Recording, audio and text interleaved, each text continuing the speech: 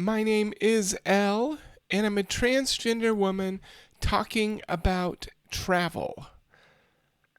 I had a dream the other night. It was extremely vivid, and it involved me going on a church sponsored missions trip to southern Africa. And in this vivid dream, we were traveling. I was going with a group, and we were going to Malawi. And I was me. I was out. I was trans. And I didn't think about, in the dream, I didn't think about the safety or legality of me going or what it might be like for me to go on this trip until the moment that I was packing clothes. And as I was starting to pack clothes and get ready to go, I started to take things out of the suitcase and decided to not take jewelry with me and different things. And it became really, really, really stressful. Um, and in the end, I decided that I wouldn't go on the trip. There was the dream. I have really vivid dreams every night. Some of that may have to do with the HRT medication that I'm on. I've heard people say there's certain ones that, you know, cause you to have more vivid dreams, but I've always kind of been a dreamer. And you got kind of caught that one there.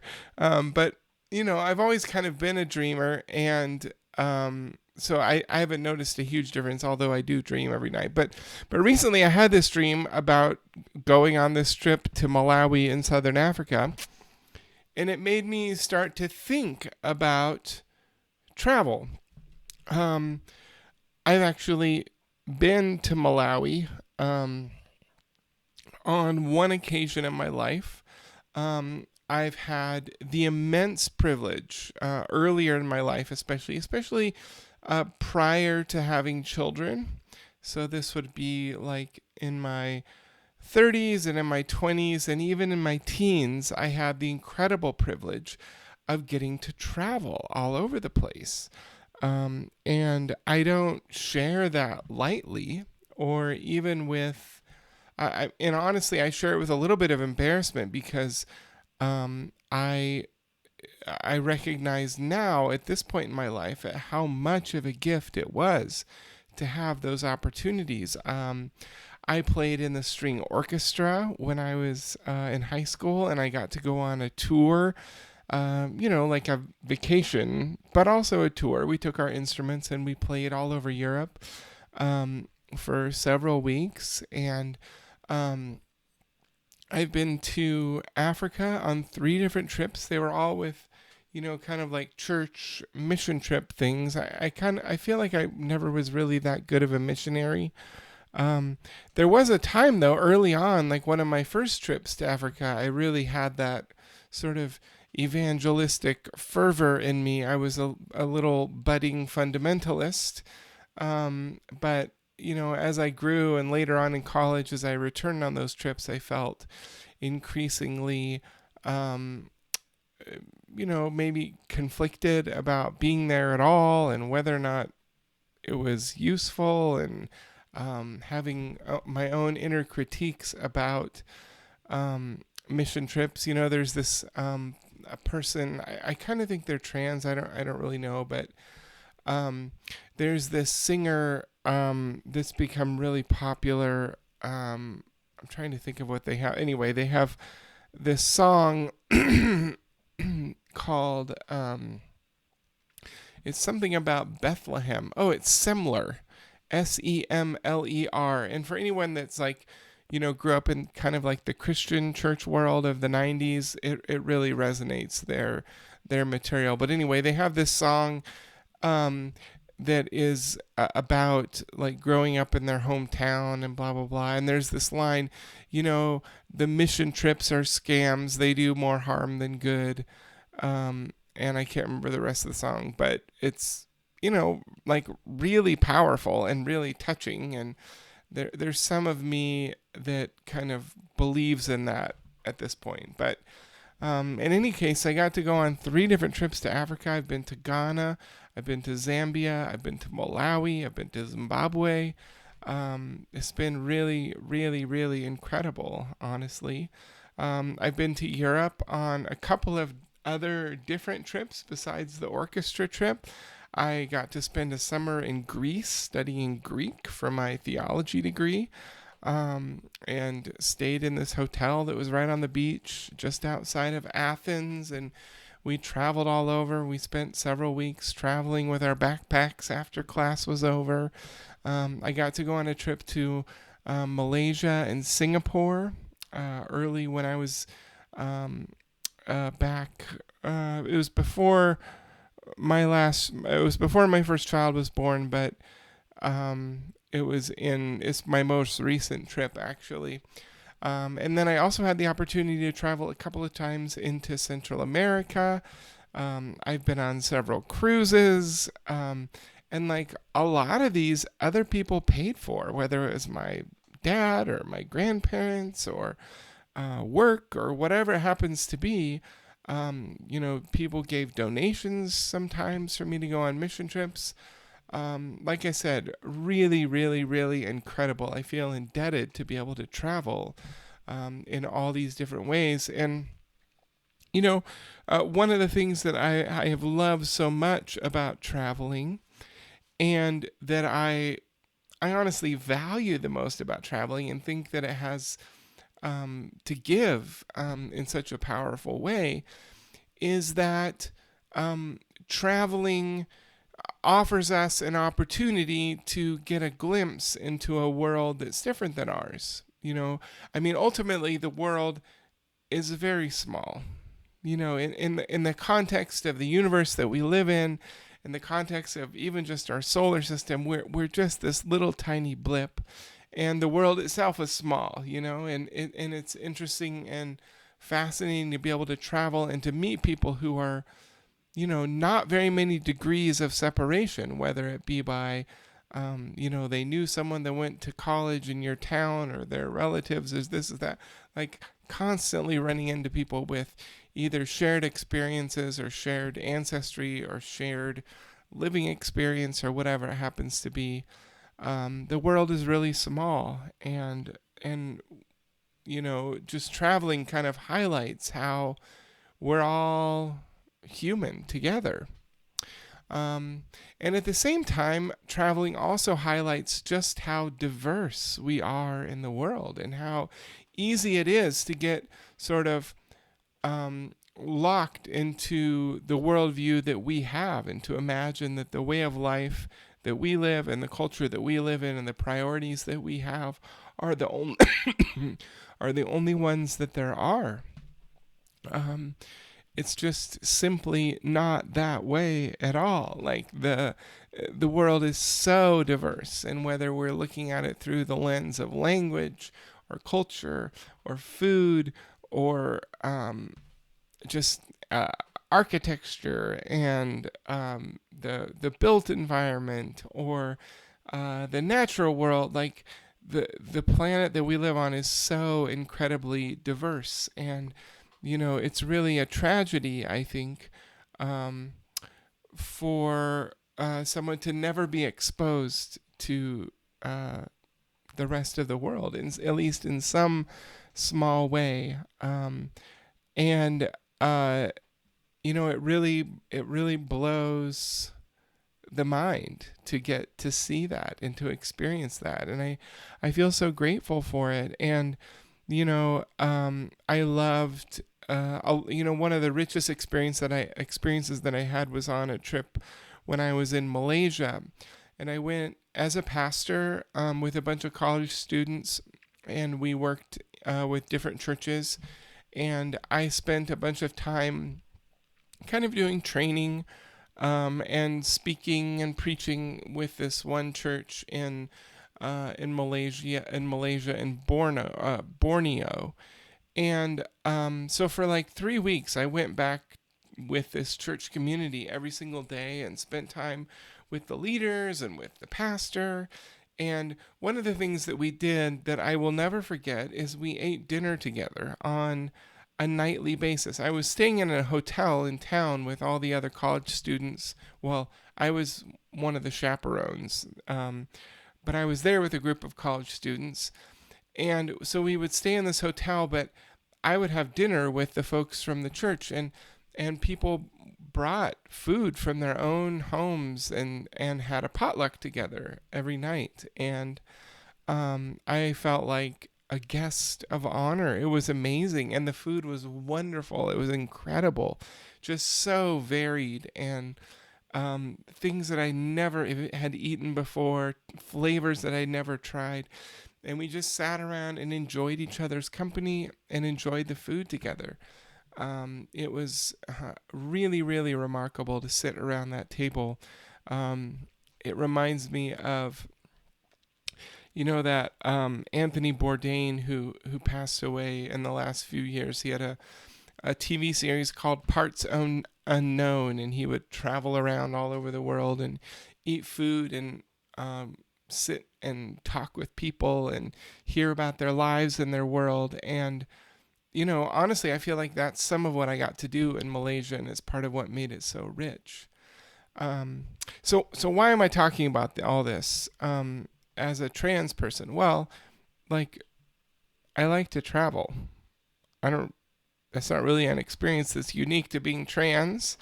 And it's funny, like, the podcast is called Transgender Woman Talking. And I don't necessarily think that the topics all have to be about being transgender necessarily. That was kind of my original idea, although so far they all seem to end up being about being transgender, which is fine. But I like to travel, full stop. I like to go on adventures, and since we have children now, and since we live in Southern California, and since we went through the COVID pandemic, and now since one of us in our family is trans and we're a little bit different looking family, it affects how we think about travel. And at the beginning of the show, of this episode, I mentioned that me getting the opportunity to travel to different places in the world was such an incredible privilege. And, that is absolutely true. It is and was a huge privilege. But what I've come to learn, especially through transition, is that privilege wasn't only a financial privilege or a class privilege, which it definitely was. But in addition, it was also a cisgender privilege, and it was a heterosexual privilege. See, when I went on all those trips, when I traveled in all those places, I did all those things as a white Christian man, a white Christian heterosexual man. That's the role that I was playing. It wasn't my true self, but that's how I presented myself in the world. And there was incredible privilege of that, and one of the privileges was that the only thing I really needed to consider was, as an American citizen, another privilege, as an American citizen, what did I need to do to be able to travel to these different places and to be, like, to plan ahead or to be safe or whatever. Even for an American citizen, there are some places in the world where we're either discouraged from traveling to or forbidden to traveling to. But by and large, if you have enough money as an American, gosh, like, the world is our sandbox. We can go anywhere we want. And as a transgender woman, as a woman married to a woman, it's not that simple anymore. And I've discovered that, and maybe I could do a whole episode on this, but like, I've run into many areas in my life where either I knew that I had privilege before, But, it never was something like, it wasn't something that I was losing. It wasn't something that was a threat. So there was an awareness. But then there are also a lot of other areas where I didn't fully realize how much privilege I actually had. And when it comes to travel, that's one of those. Um, you know, um, I've talked with a number of folks who have sent in emails to the show, who've been distressed by the conversations. I kind of hate to call it a conversation because they're so awful, but um, the debates, I don't even know. Like, it's been honestly like pretty traumatic for me, because like hearing ignorant people debate on and then vote on whether or not it's legal for people like me to exist in society. uh to me that like goes a step beyond surreal, honestly, and it goes to like where it feels like a little bit traumatizing. It's like pretty horrifying. And maybe you feel like I'm being melodramatic about it. I don't really know. If you're trans, you probably don't, because maybe you felt the same way yourself. But, as I've been seeing these different laws proposed and different things debated, and, bans on healthcare for minors has been a really common one. Or a ban on gender related healthcare for minors, but also a number of other laws, like in Arkansas, for example.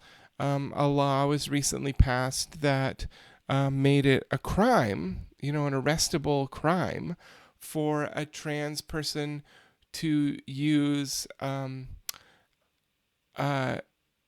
the bathroom associated with their gender, as opposed to the bathroom associated with the gender that's associated with their birth sex.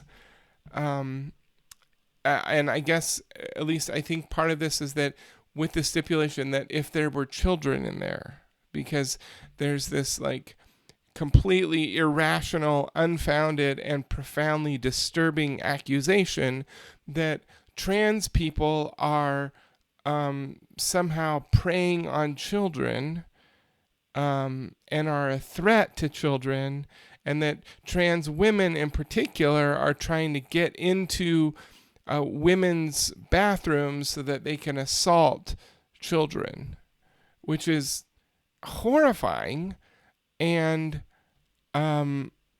false and so disturbing, and so much like ridiculous gaslight. Like, there's so few trans people. Like, why are we spending time making laws on this? Why are we not making laws against predator pastors and Boy Scout leaders, and the Donald Trumps of the world, or the Jeffrey Epsteins and the circles that they create? Like, what are we even doing?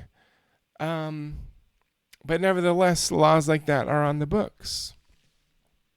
And Arkansas is a state that I have visited before. I visited quite a few times, actually. I've flown into Fayetteville Airport in northwest Arkansas on numerous occasions. I've visited Branson, Missouri, which is just over the border of Arkansas in the state of Missouri.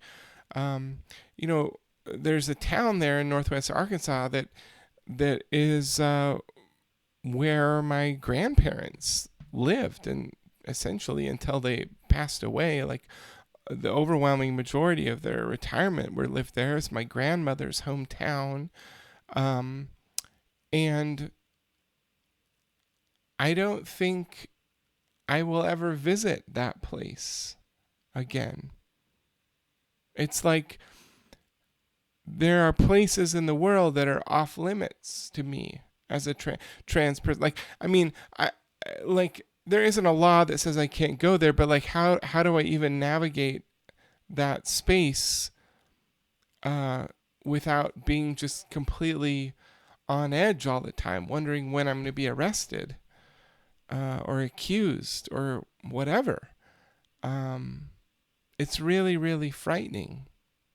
And it's interesting or tragic or profoundly disturbing is that there are other classes of people actually in this case about this town and region in particular. I mean, Northwest Arkansas is where the headquarters of the Ku Klux Klan is and has been for many years. And so there's many people who have stayed away from that part of the world because of their skin tone, because of the way that they have been placed in a lower caste because of the construction of race as a concept, and because of their assignment to the black race and relegated to the bottom of the caste system. There's lots of folks who would not travel to that part of the country for their own safety. And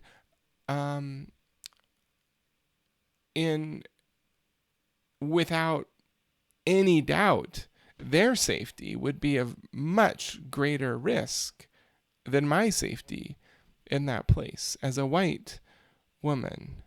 And, that, like, thinking about my relationship to visiting that place in Arkansas, it's something that I routinely have thought about when I visited, about, thinking about my friends who would not feel comfortable visiting this place, and how my comfort visiting that place was much lower because of that. And now, because of me being honest about who I am, all of a sudden I find myself in a I don't know if similar boat is the best word, but a boat that's a cognate or has some similarities to it. It's a privilege to be able to travel. My family's going to be visiting another state in the Midwest over the summer to visit with family.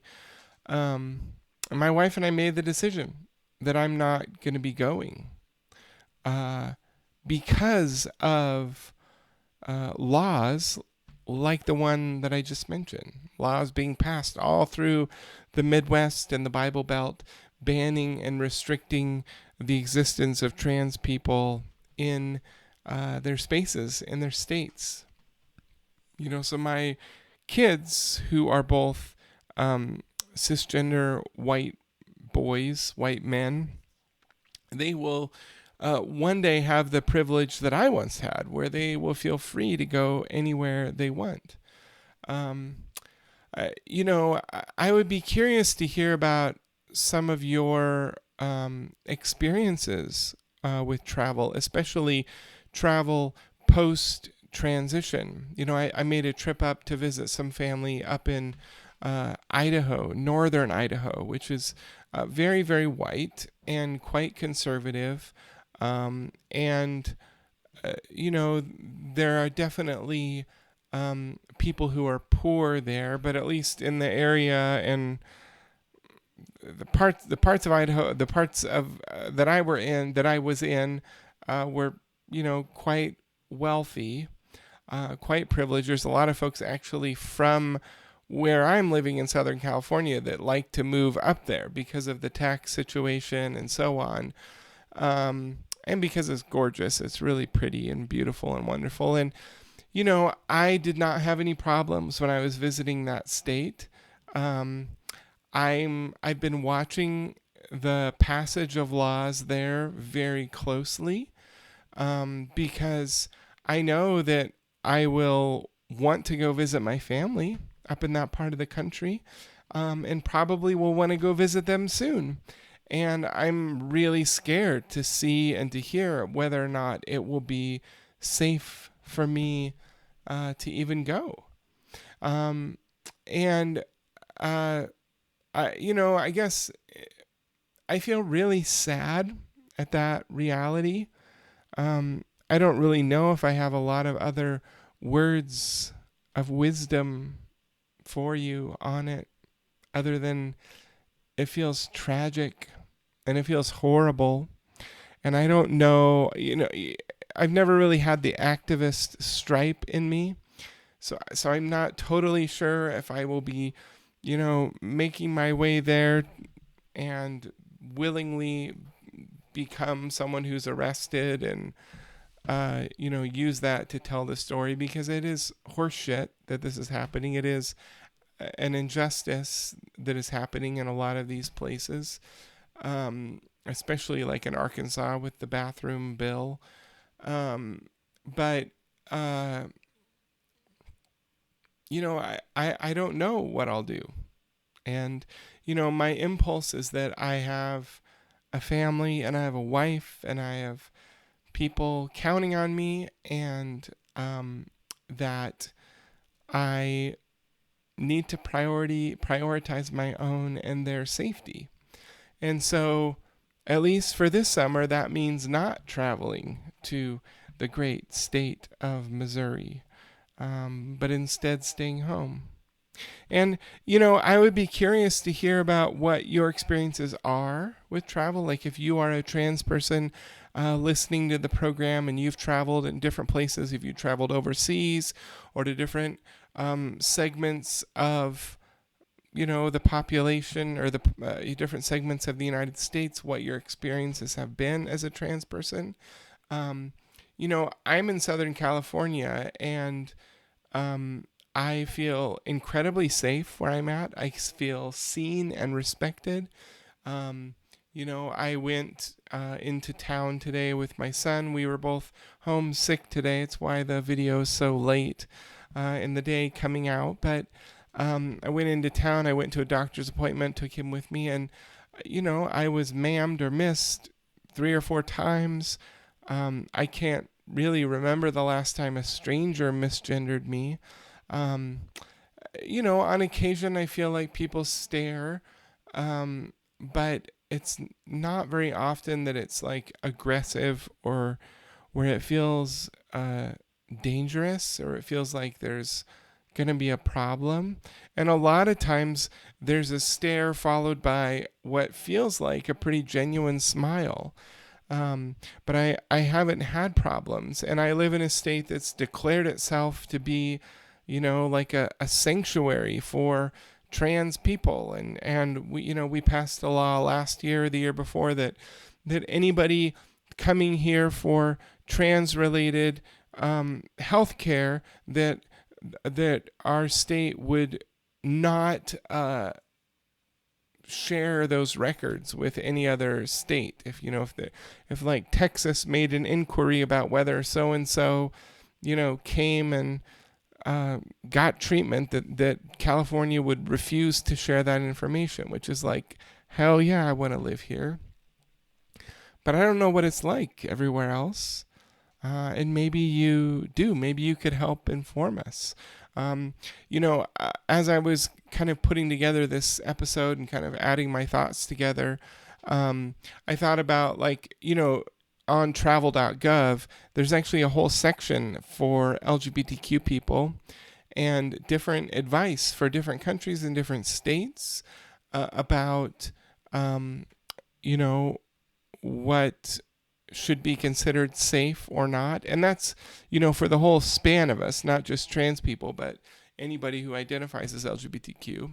But one of the things that stuck out on that website was the bit of advice that, like if you go to a resort setting somewhere, that it might feel really safe and protected in that little space, but that outside of that, in the surrounding city or in the surrounding state or what have you, that it may not be as protected. It may not be as okay, and to not let that sense of acceptance inside the resort to sort of lull you into a false sense of privacy or to a false sense of security. And honestly, I feel that a little bit about California. Like I don't want to be lulled into a false sense of confidence when I'm traveling, but at the same time, I also feel like, when you travel, you take a risk. When you drive in the car, you take a risk. When you fly in the plane, you take a risk. When you walk down the street in New York City, you take a risk of, getting pickpocketed or mugged or something. When you travel anywhere, you run the risk of driving down the wrong street or whatever it happens to be. There's risks involved, and there are additional risks, potentially for, or almost for certain, for people who identify as transgender. Not unlike there are risks for people who have other intersecting identities. Like if you're like I mentioned about black folks, that I've talked with about feeling uncomfortable about traveling through Northwest Arkansas, for example. Um, you know, uh, some of us have, I suppose, greater risks. But I do think that it's sort of a misnomer to sort of imagine that there's some travel out there, there are some trips out there where there's no risk involved whatsoever and you'll be perfectly safe no matter what. Part of traveling, part of adventuring is taking the risk. And so there might be some of my listeners here who kind of are rolling their eyes at this whole thing, and maybe even rolling their eyes and saying, "Oh gosh, what a privileged broad to yammer on for 30 minutes about how, her ability to travel has been impacted by transition. That's ridiculous." And your criticism would, honestly probably be well taken. I get it. I understand. So I would be curious to hear from those of you who travel anyway, who like me are non-passing trans people who are big, tall, 6'1" like me, large framed, late in life transition, who go out and travel the world. What's your experience been like? Has it been hard? Have you been accosted? Have you felt in danger? Have you been in a place where it was illegal to pee in the bathroom that fits your gender? What's it been like for you?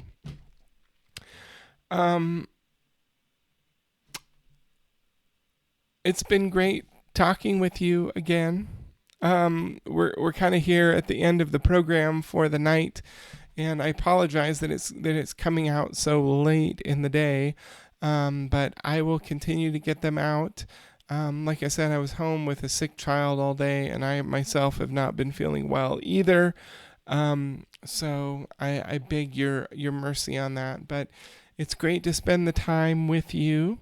And thanks as always for listening, for rating and reviewing, for sharing the show. I know a lot of my listeners are closeted, so no pressure on that front. But if you're out and proud, it's always greatly appreciated if you share the program, and just an honor to be with you. And travel on. I'm looking forward to hearing your stories. My name is Elle, and I'm a transgender woman talking about travel.